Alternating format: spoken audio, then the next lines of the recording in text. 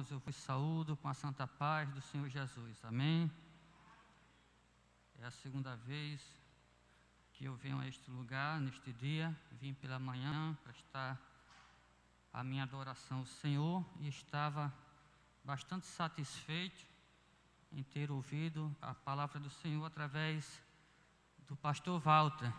Mas quando cheguei em casa, recebi a incumbência de voltar a este lugar para, desta feita, portar a palavra de Deus para os irmãos. E eu gosto muito de seguir aquele ditado que diz: missão dada é missão cumprida, não é? Então estamos aqui com muito temor e tremor e ao mesmo tempo com muita satisfação para transmitir o Evangelho ao coração dos irmãos. E a minha oração é que o Espírito Santo nos ajude a transmitir esta mensagem com fidelidade e eficiência.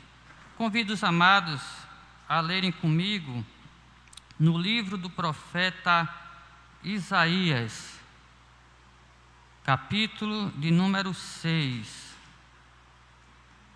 E com base neste texto, iremos refletir sobre o seguinte tema: uma visão elevada de Deus. Como você tem contemplado a Deus? Como está a sua visão acerca de Deus ou das coisas de Deus? É sobre isto que iremos refletir neste final de tarde e início de noite, né? Já estamos há quase 6 horas ali, 18 horas. Isaías capítulo 6, a partir do verso 1, que diz assim: no ano em que o rei Uzias morreu, eu vi o Senhor assentado num trono alto e exaltado, e a aba de sua veste enchia o templo. Acima dele estavam serafins, cada um deles tinha 6 asas, com 2 cobriam o rosto, com 2 cobriam os pés e com 2 voavam. E proclamavam uns aos outros: Santo, Santo, Santo é o Senhor dos exércitos, a terra inteira está cheia da sua glória. Ao som das suas vozes, os batentes das portas tremeram, e o templo ficou cheio de fumaça. Então gritei: ai de mim, estou perdido, pois sou um homem de lábios impuros e vivo no meio de um povo de lábios impuros. E os meus olhos viram o Rei, o Senhor dos exércitos. Mas logo um dos serafins voou até mim, trazendo uma brasa viva que havia tirado do altar com uma tenaz, e com ela tocou a minha boca e disse: veja, isto tocou os seus lábios, por isso a sua culpa será removida e o seu pecado será perdoado. Então ouvi a voz do Senhor conclamando: quem enviarei? Quem irá por nós? E eu respondi: eis-me aqui, envia-me. E ele disse: vá e diga a este povo: estejam sempre ouvindo, mas nunca entendam. Estejam sempre vendo e jamais percebam. Torne insensível o coração deste povo. Torne surdos os seus ouvidos e feche os seus olhos. Que eles não vejam com os olhos, não ouçam com os ouvidos e não entendam com o coração, para que não se convertam e sejam curados. Então eu perguntei: até quando, Senhor? E ele respondeu: até que as cidades estejam em ruínas e sem habitantes, até que as casas fiquem abandonadas e os campos estejam totalmente devastados, até que o Senhor tenha enviado todos para longe e a terra esteja totalmente desolada. E ainda que 1/10 fique no país, esses também serão destruídos. Mas, assim como o terebinto e o carvalho, deixam o tronco quando são derrubados, assim a santa semente será o seu tronco. Que o Espírito Santo aplique esta palavra em nossos corações e nos corações dos nossos internautas, aqueles que nos assistem pela internet. Inclusive, queremos mandar uma saudação para o pastor Eudes, que por motivo superior não pôde estar conosco aqui. Eu agradeço desde já a confiança dele. Vamos orar uma breve oração. Deus amado, Pai bendito, em nome de Jesus, nos achegamos a Ti, Senhor, através da oração, este meio de graça que o Senhor nos concedeu para nos comunicar contigo, e depois, Senhor, dos louvores que aqui foram tributados, depois, Senhor, de tudo que já foi realizado neste culto solene, pedimos a Tua bênção para a Tua palavra, que será pregada, Senhor, anunciada publicamente, nesta hora, neste lugar, através destes meios de comunicações.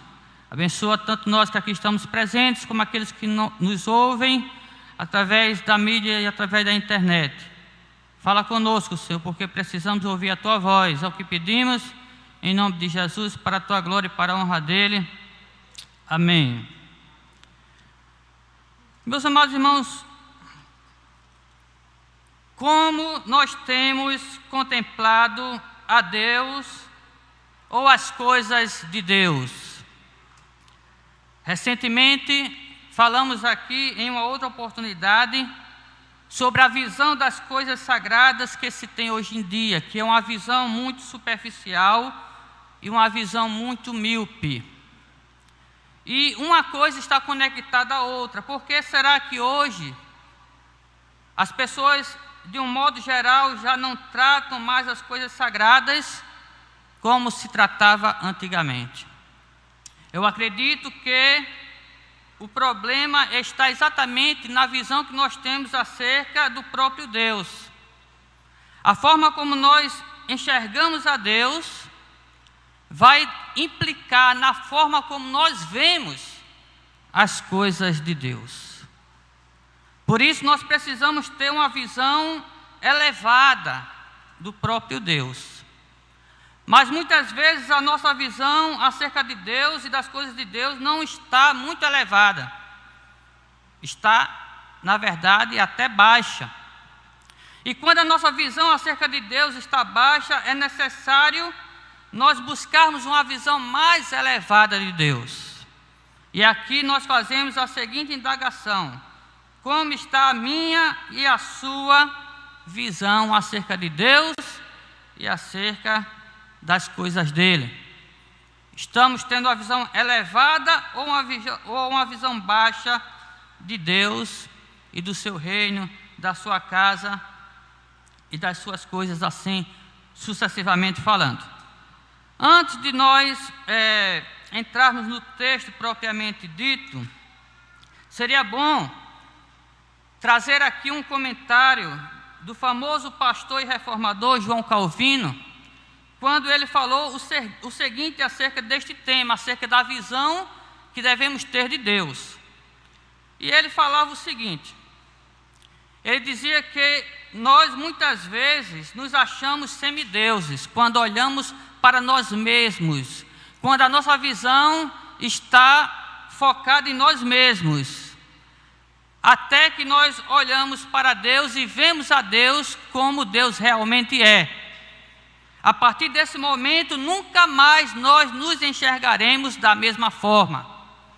E ele continua explicando e dizendo o seguinte: é como alguém que olha para uma parede branca. Ele vê aquela parede clara, límpida, sem nenhum embaço. Mas quando ele eleva os seus olhos para o sol, e tem os seus olhos castigados pelo fulgor do sol, e volta a olhar novamente para aquela parede, ele já não contempla aquela parede branca e limpa como outrora, mas a contempla agora obscuramente, com uma mancha, devido ao reflexo do sol. E ele diz: assim somos nós. Quando nós voltamos os olhos para nós mesmos, nós nos achamos muita coisa, muito importante, mas quando nós contemplamos a Deus em uma visão semelhante a que o profeta Isaías teve neste texto que nós acabamos de ler, e aí nós volvemos os olhos novamente para nós não nos contemplaremos mais pessoas perfeitas, nós não nos consideraremos mais pessoas muito importantes, mas nós nos contemplaremos manchados, nós nos contemplaremos como meras e pequenas criaturas.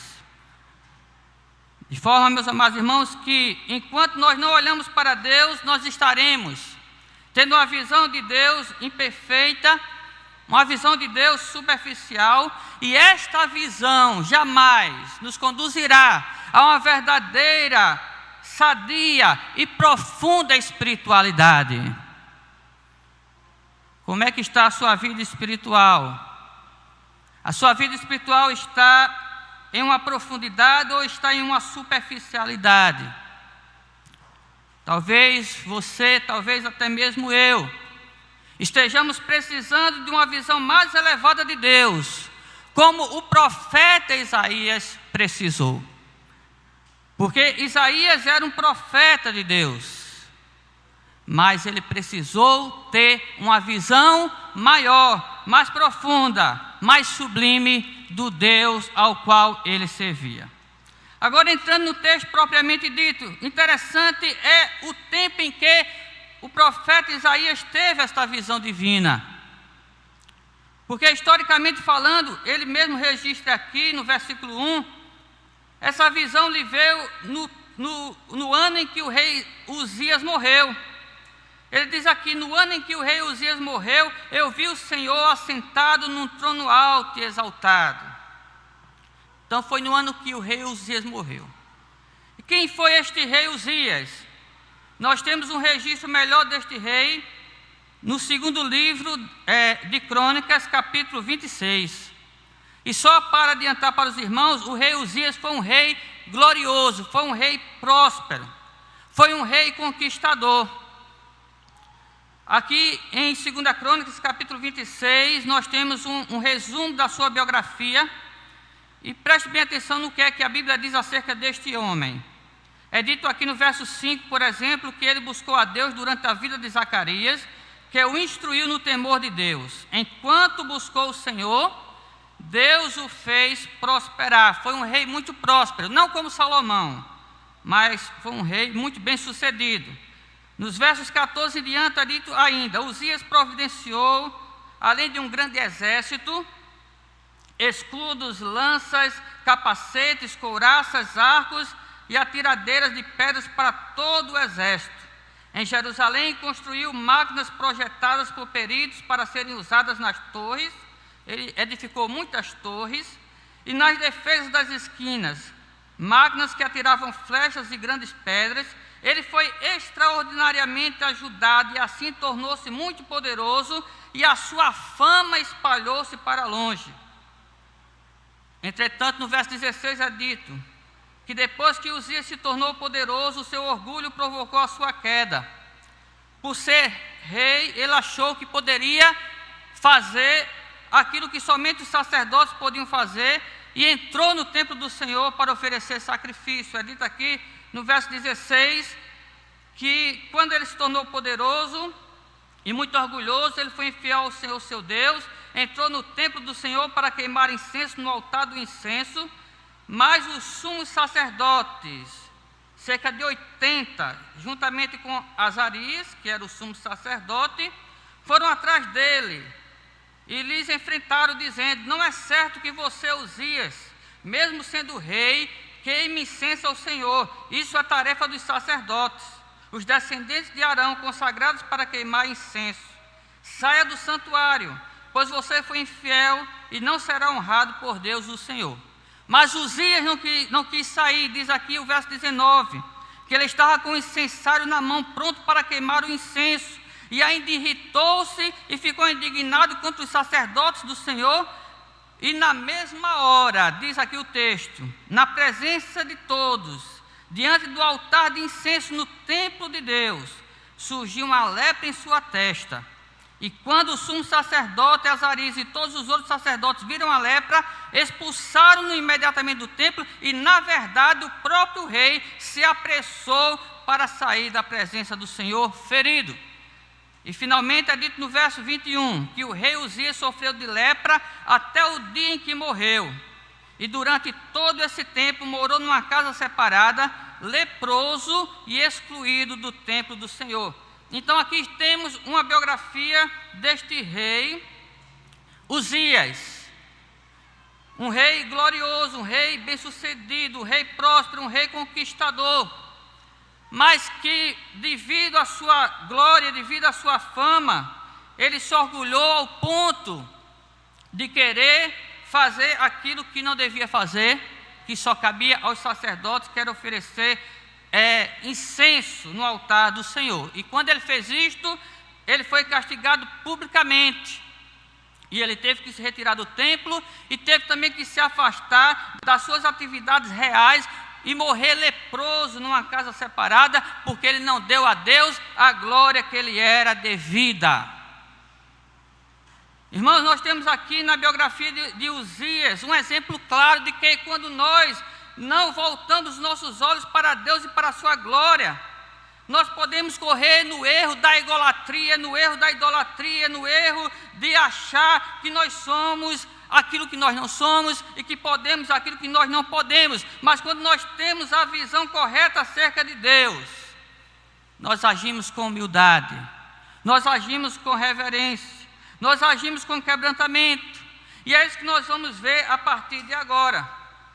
Porque no ano em que este rei morreu, Isaías o profeta viu aquele que realmente é poderoso.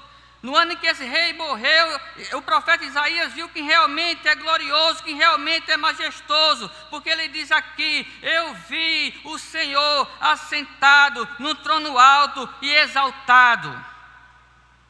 Somente a Deus deve ser endereçada toda a honra, toda a glória e todo o louvor. É preciso termos essa visão, que Deus é que é o sublime, que Deus é que deve ser louvado, e não nós mesmos, quem quer que seja. Os nossos olhos não podem estar na terra, eles têm que estar fitados no céu. Agora, meus amados irmãos, o que é que acontece conosco quando nós passamos a enxergar a Deus pelo prisma através do qual Isaías o viu? Porque ele continua aqui a sua narrativa dizendo que quando teve aquela visão maravilhosa do Senhor, que é chamada teofania, uma manifestação temporária e visível de Deus, quando ele teve aquela visão maravilhosa de Deus, é dito também que ele viu serafins rodeando o trono do Senhor e louvando a Deus continuamente, dizendo: santo, santo, santo é o Senhor dos exércitos, e a terra inteira está cheia da sua glória. E ele viu mais, ele viu que enquanto os anjos louvavam a Deus, todo o templo, todo o ambiente era envolvido por uma atmosfera diferente, por uma fumaça. O lugar chegava a tremer, os batentes, diz aqui, tremiam, e os próprios seres angelicais, com suas asas, cobriam os rostos, cobriam os pés, e estavam ali, prontos para louvar a Deus e fazer a sua vontade. A cena ao mesmo tempo foi esplêndida, maravilhosa, e ao mesmo tempo a cena foi tremenda. Foi uma cena dramática, ou como alguém poderia dizer, foi maravilhosamente terrível. E quais as implicações disto aí? Quando ele contemplou Deus como realmente Deus é, ele gritou e disse: ai de mim, estou perdido, pois sou um homem de lábios impuros, vivo no meio de um povo de impuros lábios, e os meus olhos viram o Rei, o Senhor dos exércitos. Mas Deus, em sua graça e misericórdia, enviou um dos serafins para, com uma brasa tirada do altar, tocar nos lábios do profeta e dizer: o teu pecado foi perdoado. E diante daquele acontecimento, o Senhor pergunta para o profeta: quem enviarei? Quem há de por nós? E o profeta, sem ter outra coisa a dizer, ele disse: eis-me aqui, Senhor, envia-me a mim. E o Senhor deu ali a ele uma missão muito difícil, diga-se de passagem. Então vamos refletir sobre as implicações do que é ter uma visão precisa e correta acerca de Deus. E as implicações de termos uma visão imprecisa e incorreta acerca de Deus. A primeira coisa, meus irmãos, que nós aprendemos com este texto aqui, é que uma visão elevada de Deus nos conduz a uma elevada adoração. Uma visão elevada de Deus nos conduz a uma elevada adoração. Uma coisa desemboca na outra. É o primeiro quadro que o profeta contempla aqui, a adoração dos anjos, o culto angelical. Meus irmãos, aqui temos uma verdadeira aula de liturgia. E deixe-me dizer uma coisa para vocês, tanto vocês que estão aqui presentes, como aqueles que nos assistem pela internet. Nós sabemos muito pouco ou quase nada sobre adoração. Nós sabemos muito pouco ou quase nada sobre liturgia. E talvez alguém diga: mas pastor, o senhor está falando de um culto que é celebrado no céu, de um culto que é feito em uma outra dimensão. É verdade. O texto narra um culto que é feito no santuário celeste. Mas, meus amados irmãos, como disse o apóstolo Paulo, tudo que foi escrito para o nosso ensino. Este texto não está aqui aleatoriamente. Este texto está aqui com o fim de nos instruir, de nos ensinar acerca da adoração que precisamos dar a Deus. Que não é uma adoração qualquer. Se nós voltarmos um pouco aqui no livro do profeta Isaías, no capítulo 1, você vai ver o Senhor se queixando acerca do culto que os israelitas estavam dando a Ele. Era um culto deformado, era um culto corrompido, era um culto, meus amados irmãos, muito longe daquilo que Deus queria e daquilo que realmente Deus era digno de receber. Veja como é que o povo estava agindo. Talvez até o profeta Isaías tivesse também sendo complacente com aquela situação, porque depois ele vai reconhecer e dizer: ai de mim, eu sou um homem de lábios impuros e habito no meio de um povo de impuros lábios. Quem sabe ele estivesse lá também prestando a Deus um culto superficial, um culto mecânico, um culto qualquer, só para cumprir tabela, só por rotina.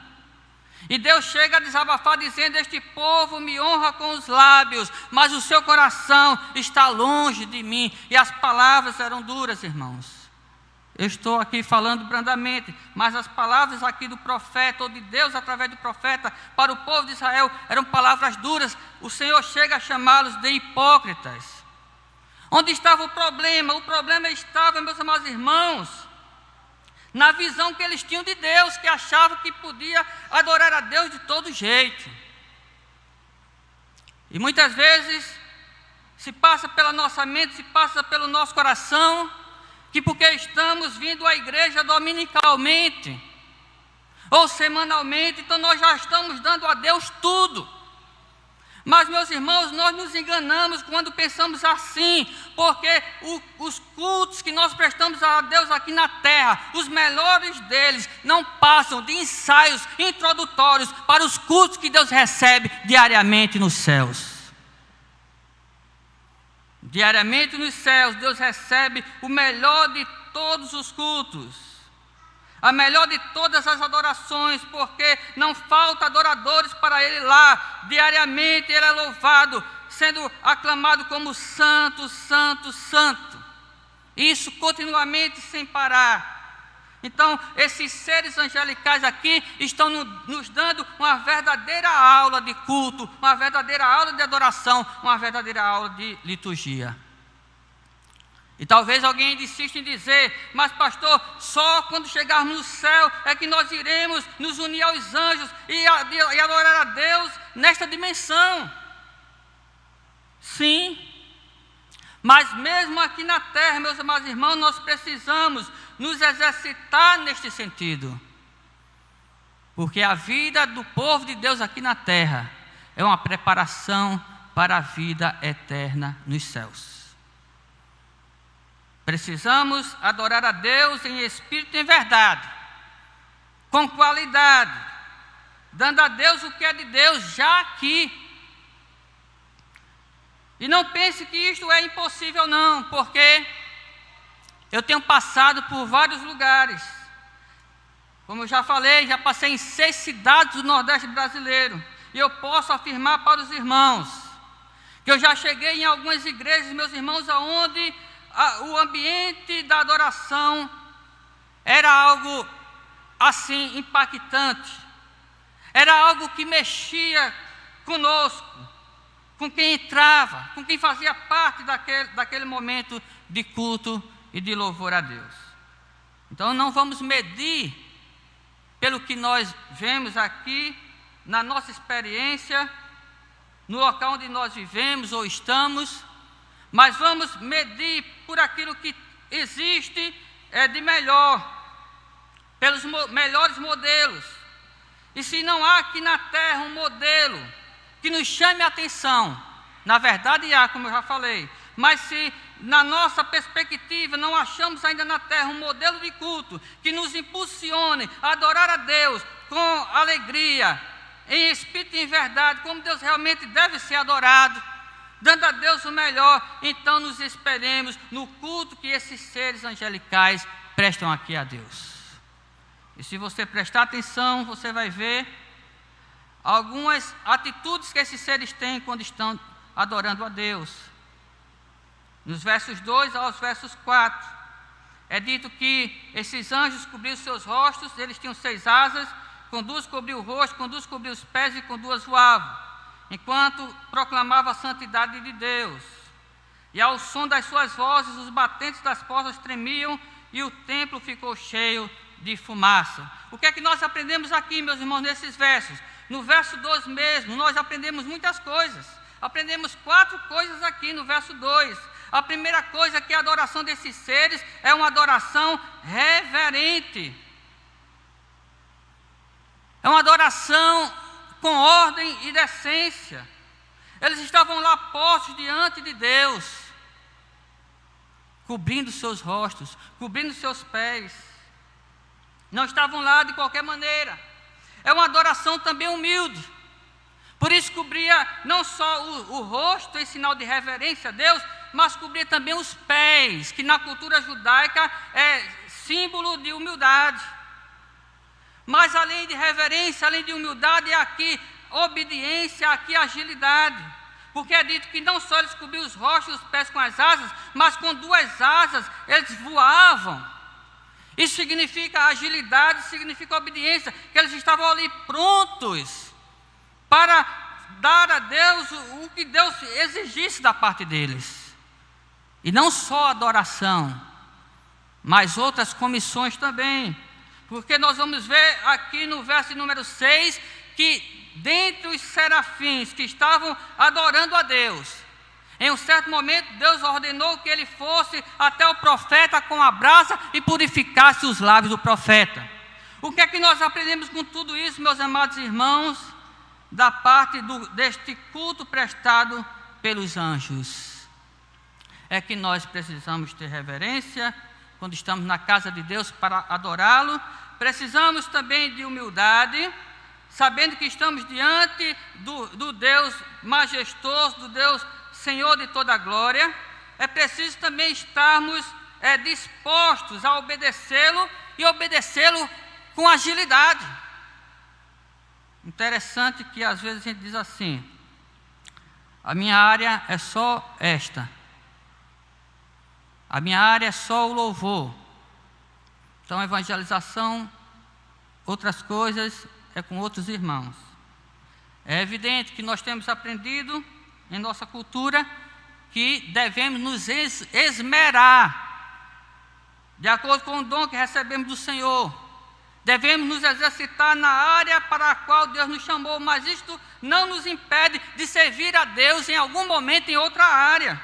Podemos agir na área do louvor, como os serafins estavam aqui louvando a Deus, dizendo: Santo, Santo, Santo é o Senhor dos Exércitos. Mas a partir do momento em que Deus disser para nós: pare de cantar e vá agora fazer outra coisa, vá agora fazer uma visita, vá agora pregar o evangelho a alguém que está precisando, vá agora fazer uma oração por quem está doente, nós precisamos parar o louvor e fazer o que Deus mandou fazer. Isto faz parte da adoração, porque a adoração não é só cantar, a adoração é servir a Deus com reverência, com humildade, com obediência e com agilidade. Não, Senhor, quando eu puder eu vou fazer. Os anjos não demoram para fazer a vontade de Deus. Quando Deus ordena que eles façam, eles imediatamente obedecem. Isto é agilidade. Eu conheci um oficial de uma igreja que eu achava muito interessante o que ele dizia. E ele falava assim, e eu ria quando ele falava: quando alguém me pede oração, eu não deixo para orar no outro dia, nem quando chegar em casa. Eu paro na mesma hora que eu estou fazendo e vou orar, porque quando alguém pede uma oração, é porque aquela pessoa está precisando de um socorro espiritual, e um socorro espiritual é algo emergente. Eu não posso retardar.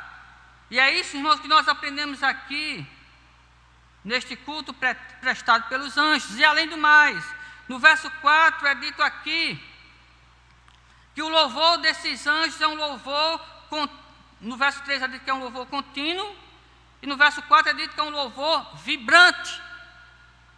No verso 3, eles proclamam a santidade de Deus, e alguém já falou que porque aqui se repete santo, santo, santo 3 vezes, então isto significa que Deus é santo 3 vezes. Mas, meus irmãos, ao contrário disto, o que o texto aqui está usando é um superlativo. O que o texto aqui está dizendo é que Deus é tão santo que não tem como descrever a sua santidade. Por isso os anjos não cantam apenas santo, santo, santo e se calam, mas eles repetem sem parar, em um ciclo contínuo: santo, santo, santo, santo, santo, santo, santo, santo, santo é o Senhor dos Exércitos. Isto, meus irmãos, séculos, através de séculos.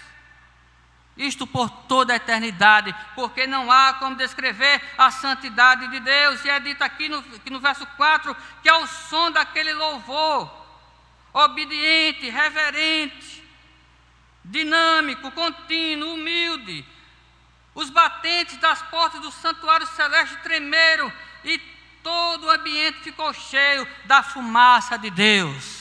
Essa fumaça aqui é a fumaça do incenso, é uma fumaça aromática, perfumada. Isso significa que Deus recebia, meus irmãos, com muita satisfação, a adoração daqueles anjos. E precisamos refletir como está a nossa adoração, como está o nosso louvor. Como Deus recebe. Como fica o ambiente, a atmosfera espiritual do lugar, como isto chega na presença de Deus. Uma visão elevada de Deus nos conduz a uma elevada adoração também. Pastor, estou com dificuldade de ir aos cultos da igreja. Meus irmãos, eu não estou aqui falando das experiências desta igreja local, mas estou falando aqui com base no que eu também ouço no dia a dia, por parte de outras igrejas e outros pastores. Mas tem havido, de forma muito comum, muito regular, uma reclamação da parte de muitos pastores, porque os cultos nas suas igrejas não estão sendo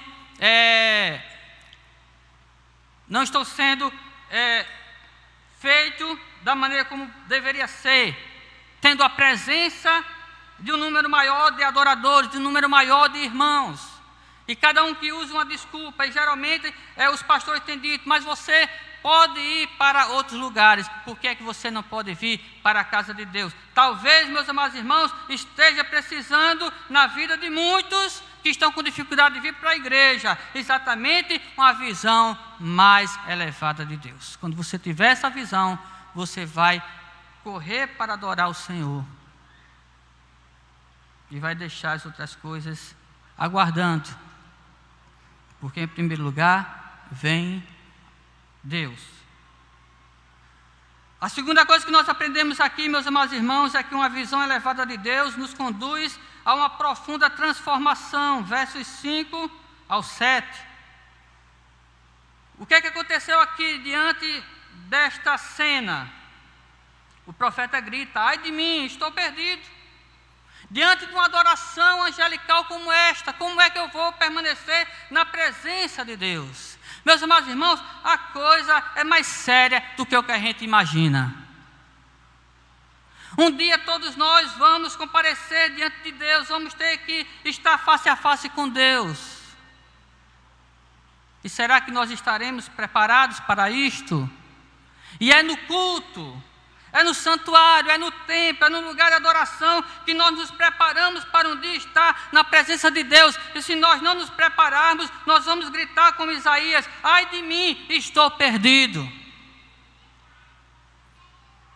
Mas se Deus, em sua graça e sua misericórdia, fizer conosco o que fez com o profeta, nos purificar, nos perdoar e nos habilitar para continuar na sua presença, nós vamos poder dizer: eis-me aqui, Senhor, envia-me a mim. Diante de uma visão elevada de Deus, o profeta não teve outra atitude a não ser confessar o seu pecado e pedir por purificação. Ele confessou o seu pecado. Ele disse: sou homem de lábios impuros. Meus irmãos, como é que um profeta diz que é homem de lábios impuros? A questão está exatamente na visão que se tem de Deus. Quanto mais nós nos aproximamos de Deus, mais nós enxergamos a nossa pecaminosidade. Quanto mais nós nos aproximamos da pureza de Deus, mais nós percebemos a nossa impureza e a necessidade de purificação. É por isso que o profeta aqui faz este clamor: tem misericórdia de mim, Senhor, ai de mim, estou perdido. E Deus teve misericórdia dele, porque é dito aqui que Deus purificou o seu pecado. Deus enviou um dos serafins, que tirou uma brasa viva do altar com uma tenaz, que pode ser ou o altar do incenso ou o altar do holocausto, porque estes dois altares tinham que ficar acesos diariamente, pegando fogo literalmente. E o serafim foi, pegou uma brasa de um desses altares, tocou nos lábios do profeta, tirou o seu pecado e disse: olha, o teu pecado foi removido, você agora pode permanecer aqui conosco na presença de Deus, para fazer a sua vontade e para adorá-lo. Havia algumas formas de purificação de pecados no Antigo Testamento. Havia a purificação através da aspersão de sangue, também através do hisopo, mas principalmente através de sangue. E hoje, meus amados irmãos, no Novo Testamento, só há uma forma de purificar os pecados: é através do sangue do Cordeiro Imaculado de Deus, que é o sangue do Senhor Jesus Cristo. Mas para que haja essa purificação, para que haja esse perdão, é necessário a confissão antes. É necessário nós reconhecermos o quão distante estamos de Deus e o quão distante estamos do culto que precisamos prestar a Ele, para que Ele possa fazer esta obra transformadora em nossa vida. Aí é fato que, se nós tivermos uma visão elevada de Deus como Isaías teve, nós vamos clamar por esta purificação, e Deus, em resposta, de forma graciosa, vai nos perdoar os pecados e nos habilitar a prestar culto a Ele e estar servindo a Ele continuamente também. E finalmente, uma visão elevada de Deus nos conduz ao testemunho público. É dito aqui, a partir do verso 8, que uma vez que o profeta já estava contemplando a Deus como devia, é dito aqui que o profeta, quando ele já estava com a sua vida acertada com Deus no altar de Deus Deus pergunta: e agora quem enviarei? Meus irmãos, Deus tinha os serafins para fazer a sua vontade. Eles estavam com as asas lá, batendo para fazer o que Deus mandasse eles fazerem. Mas Deus não mandou os serafins pregar a sua palavra. Deus podia usar qualquer pessoa, qualquer coisa para fazer a sua vontade. Mas Deus queria usar aquele profeta, aquele homem que tinha a visão correta dele. Meus irmãos, sabe a quem é que Deus vai usar? Deus vai usar aquele que tem a visão correta sobre ele. Para que a glória seja de Deus. Deus não vai usar nenhum Uzias, para que Uzias não busque a glória para si. Foi o que nós falamos na última mensagem. Muitos estão procurando uma glória terrena, querendo fazer a vontade de Deus em busca de coroas terrenas. Mas a glória do chamado cristão não é terrena, ela é celestial. Deus diz para o profeta, em forma de indagação: a quem enviarei? Quem irá por nós? E o profeta, meus irmãos, diz: não sei se ele fala afoitamente ou se ele fala timidamente, mas ele diz: Senhor, eis-me aqui, eu já estou purificado, eu já sei quem tu és, eis-me aqui, envia-me a mim. E Deus dá uma comissão a ele, muito difícil. Deus disse: vá e prega a minha palavra, para esse povo que me honra com os lábios. Vai e prega a minha palavra para esse povo que não quer se arrepender. Porque eu já disse para esse povo: ainda que seus pecados sejam como a escarlata ou vermelhos como o carmesim, se vocês se arrependerem, eles se tornarão brancos como a lã e alvos como a neve. Mas eles não querem se arrepender. Vai e diga para eles que eles vão ser castigados. Você vai pregar e eles não vão crer. Você vai falar, eles não vão ouvir. Você vai mostrar o que você viu acerca de mim e eles não vão ver, eles não vão conseguir enxergar, porque o coração deles estão duros para não se converter e serem curados. E o profeta pergunta: mas Senhor, até quando isso, Senhor?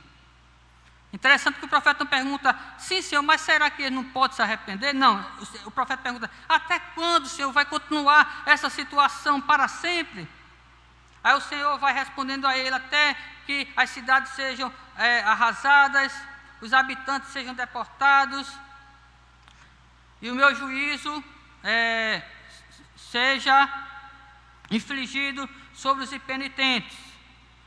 Agora, meus irmãos, o verso 13, ele é bastante animador, porque no verso 13 o Senhor diz: e ainda que fique somente uma 10ª parte, desta 10ª parte eu irei fazer com que nasça uma nova geração de servidores, uma nova geração de adoradores. Meus irmãos, por mais que a sociedade, por mais que o mundo religioso não queira se converter, não queira se ajustar com Deus, não queira servir a Deus com seriedade, com compromisso, uma coisa o Espírito Santo diz para mim e para você nesta noite: faça a obra de Deus como ela tem que ser feita, sirva e adore a Deus como ele deve ser servido e adorado, porque Deus vai fazer maravilhas através da sua vida. Quem não quiser, que não queira. Mas seja como o terebinto, seja como o carvalho. Ainda que um 10º fique no país, esses também serão destruídos. Mas assim como o terebinto e o carvalho deixam o tronco quando são derrubados, assim a santa semente será o seu tronco. O terebinto, irmãos, é uma árvore que existe com bastante abundância nas margens do Jordão, na região do Jordão. E o terebinto, ele tem umas folhas aromáticas, perfumadas. Mas para que essas folhas possam produzir este aroma, este perfume, elas precisam ser podadas. Às vezes tem que ser deixada somente o tronco, para que possa renascer uma nova árvore cheirosa, perfumada, aromática. E o que é que o Senhor está dizendo aqui, através do profeta para o seu povo? Deus está dizendo: ainda que a nação de Israel não queira exalar o meu bom perfume, não tem problema, eu irei podá-la, irei deixar apenas uma 10ª parte, mas esta 10ª parte vai renascer, e ela vai produzir novos frutos, ela vai produzir novas folhagens, ela vai exalar o meu bom perfume, e o meu nome vai ser glorificado, e eu serei servido por uma nova geração.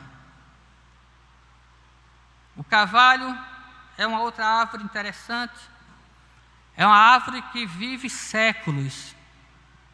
Geralmente ela vive cerca de 500 a 1000 anos. Árvore volumosa, grossa, possui um tronco bastante extenso, e ela cresce cerca de 40 metros. E ela tem uma qualidade especial. Mesmo quando alguém corta ela na sua raiz, ela tem a capacidade de renascer, de revigorar, de se levantar e novamente atingir os 40, 50 metros e novamente viver 500 e 1000 anos para a glória de Deus, porque toda a criação louva a Deus nos céus e na terra, e nós, o povo de Deus, seja Israel ou seja a igreja, precisamos também louvar a Deus e adorá-lo na beleza da sua santidade. O pastor Eudes sempre tem lembrado aqui, com isso nós concluímos, e muitos outros pastores têm lembrado. Estamos vivendo tempos de juízo de Deus, a sociedade e a igreja. Já falamos sobre isso também. E nós não vemos as pessoas buscando a Deus. Nós não vemos as pessoas, vemos uma minoria, mas não em massa, se convertendo a Deus, levando as coisas de Deus com seriedade. E eu só me lembro do Apocalipse, que diz que nos últimos dias Deus iria derramar os seus flagelos sobre a terra, os homens iam morder as suas línguas de tanta dor, mas mesmo assim não iriam se converter para dar a Deus a glória que lhe é devida. Mas, meus amados irmãos, louvado seja Deus, porque além dos adoradores e servos que Ele tem lá no céu, Ele sempre deixa um remanescente aqui na terra também. Mesmo que 90% da sociedade e do mundo religioso não queira se voltar para Deus em toda a sua glória, haverá sempre um terebinto, haverá sempre um carvalho, haverá sempre uma semente santa para servir e cultuar a Deus em espírito e em verdade. A aplicação cristã que se faz desses 3 pontos que nós vimos aqui. Nós vimos que uma visão elevada de Deus conduz a uma elevada adoração, conduz a uma profunda transformação e conduz ao testemunho público, porque quem ver a Deus, irmãos, como Isaías viu, além de buscar uma mudança de vida para si, ele quer levar essa mensagem para outros, para que outros possam também serem transformados. Ele não é egoísta, ele não quer aquilo apenas para si. Então, nós vimos essas 3 coisas. E trazendo para a nossa vida como cristãos, a aplicação cristã dessa mensagem é: quando nós temos uma visão elevada de Deus, nós prestamos a Deus uma elevada adoração também, porque a adoração cristã, ela tem que ser superior à adoração do profeta Isaías, que vivia na antiga aliança. A adoração cristã tem que ser superior à adoração judaica, que está atrelada aos princípios da antiga aliança. A adoração cristã precisa ser superior à adoração dos cultos pagãos, e quando nós temos uma elevada visão de Deus, nós prestamos a Deus um culto também sublime, solene, elevado, digno de Deus. E se nós não estamos fazendo isto, é o nosso foco que está errado. Em segundo lugar, como cristãos que somos, tendo uma visão elevada de Deus, nós precisamos ser mais piedosos do que qualquer outra pessoa na face da terra. Jesus disse para os seus discípulos: se os profetas do Antigo Testamento e os reis contemplassem a Deus e as coisas de Deus, como eles contemplavam, eles seriam bem-aventurados. Mas os apóstolos eram mais bem-aventurados do que eles, Porque eles não viam Deus através de teofania. Eles viam Deus face a face, eles viam Deus encarnado. O próprio Deus estava ali com eles. E este Deus que se encarnou através da pessoa de Jesus Cristo, Ele disse, meus irmãos, que estaria conosco todos os dias, e principalmente quando estivéssemos reunidos no nome dEle, mesmo que fossem 2 ou 3, Ele se faria presente. Então, a nossa adoração e a nossa vida tem que ser mais elevada e mais aprofundada do que a vida de qualquer outro, do que a adoração de qualquer outro. E por fim, nós precisamos comunicar isto àqueles que ainda não conhecem a Deus como Deus precisa ser conhecido. Inclusive, o culto cristão, no decorrer da história, ele foi chamado, durante o tempo, de missa. Essa palavra missa não é coisa da Igreja Católica só, não. Mas isso era desde o tempo dos mártires. O culto era feito de 2 partes. A primeira parte é para os catecúmenos, a segunda parte para os batizados. E quando terminava a primeira parte dos catecúmenos, aonde a palavra era pregada antes da Santa Ceia ser celebrada, os catecúmenos eram despedidos e lhes eram ordenados: agora vá e diga para os outros o que vocês viram e ouviram aqui. É o que Deus disse para Isaías: você viu a minha glória, me viu sentado em um alto e sublime trono, viu como eu sou adorado no céu. Agora vai e anuncie tudo isto ao povo, mesmo que eles não creiam, mas pregue o que você viu e ouviu. É a missão da igreja, é a nossa missão como cristãos. Esta é a palavra de Deus para mim e para você neste dia, neste fim de tarde e início de noite. Vamos curvar nossa fronte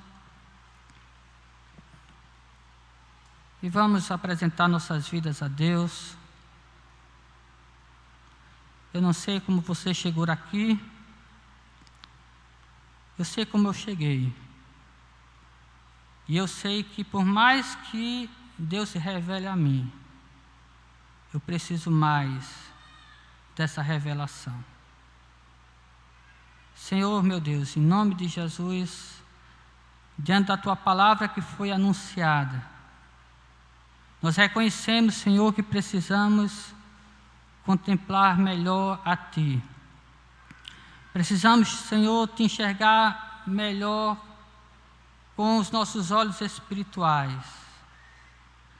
Mas sabemos, Senhor, que somos indignos dessa visão, dessa revelação. Por isso nós suplicamos que o Senhor nos purifique de todo o pecado, não com a brasa tirada do altar do incenso, mas com o sangue carmesim do Teu Filho, que nos purifica de todos os pecados. Senhor, talvez alguém aqui esteja precisando de uma renovação espiritual, e eu creio que muitos estão na internet também. E eu sei que Tu és gracioso para operar esta profunda transformação em suas almas, para que eles se levantem daqui, não dizendo que é um pecador qualquer e habita no meio de outros pecadores, mas dizendo: envia-me a mim, Senhor. Abençoa os que estão aqui presentes e os que nos assistem pela internet, e que Teu nome seja glorificado nos céus e na terra, em nome de Jesus. Amém. Deus abençoe a amada igreja.